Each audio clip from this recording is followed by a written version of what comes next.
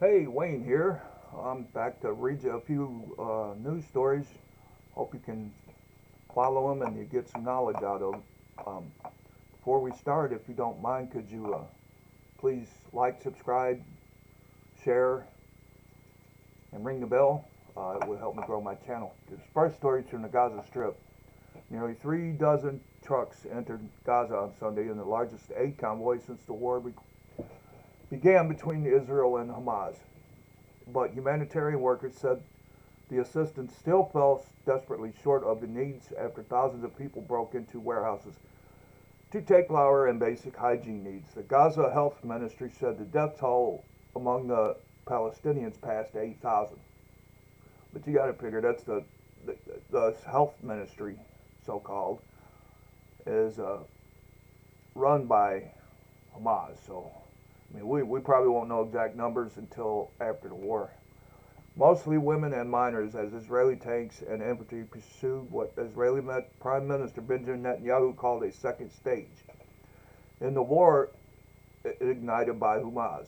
Brutal October 7th incursion. The toll is without precedent in decades of Israeli-Palestinian violence. Over 1,400 people have died on the Israeli side, many civilians killed during the initial attack, also an unprecedented figure. Communications were restored to most of Gaza's 2.3 million people Sunday after an Israeli bombardment described by residents as the most intense of the war knocked out phone and internet services late Friday. This is getting bad all the way around.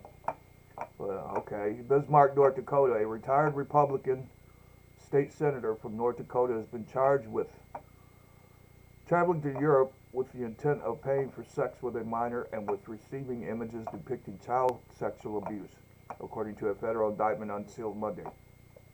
Longtime state senator Ray Holmberg, 79, was arrested Monday and released after pleading not guilty to the charges in U.S. District Court in Fargo. His trial is set for December 5th. Prosecutors said in a statement that Holmberg repeatedly traveled to Prague in the Czech Republic from June 2011 to November 2016 for the purpose of paying for sex with a person under 18 years old. My first question would be what took him so long to arrest him.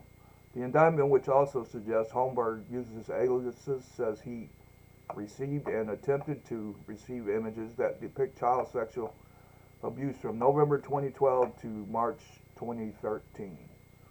Sick fuck. Holmberg served more than 45 years in the North Dakota Senate until his resignation last year after local media outlet the Forum of Fargo-Moorhead revealed he exchanged dozens of text messages with a person who was jailed on charges related to sexual abuse images. They need to stick him under the jail.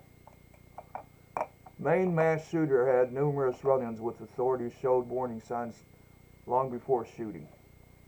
Lewiston, Maine. Authorities in Maine spent Monday piecing together the events that led to the worst mass shooting in the state's history, with the gunman's record of interaction with police and warning signs involving mental illness and violent threats emerging as key threats. Those same authorities are facing growing scrutiny over how the shooter was able to keep his guns and remain on the street despite exhibiting signs that he might commit violent acts.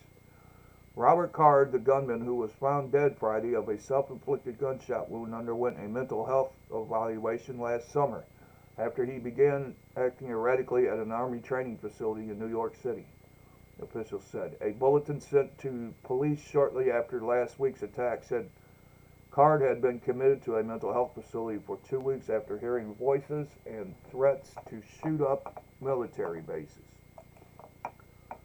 Gaza Strip. Israeli ground forces pushed deeper into Gaza on Monday, advancing in tanks and other armored vehicles on the territory, main city, and freeing a soldier held captive by Hamas.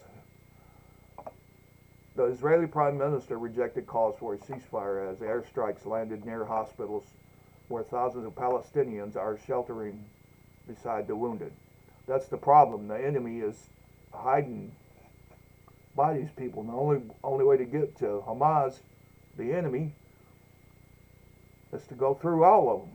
And I mean, what's Israel supposed to do? Did they actually think they could do what they did, and Israel wasn't going to come in there and stomp them into the ground? That's insane.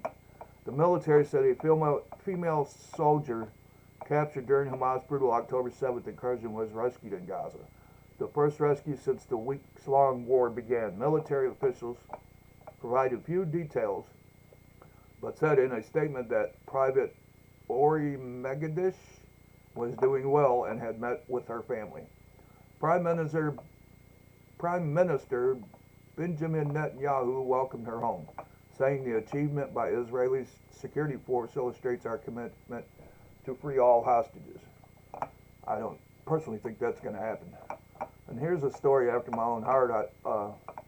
I grew up in Detroit. My dad raised 4 kids and took care of a wife on a it wasn't a big 3 job, but he worked for Guardian Glass.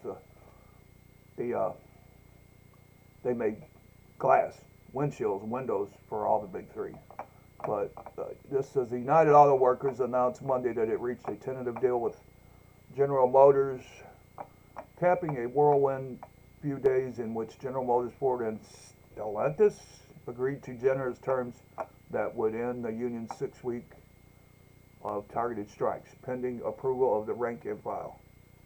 The deal UAW President Sean Payne closed on his 55th birthday is modeled on the ones agreed to with crosstown rivals Ford, Jeep, and Stellantis, and would give workers higher raises than they've received in years if approved. It would also claw back some concessions the UAW agreed to almost 2 decades ago when the automakers were in desperate financial shape. Well, I'm glad the people of Detroit's gonna be able to go back to work and make a little better money. Well, I'm going to close for tonight. That's all I'm going to read this evening. If you guys got any suggestions or criticism or whatever, just let me know. No problem.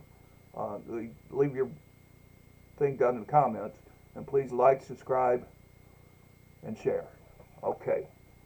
Peace out.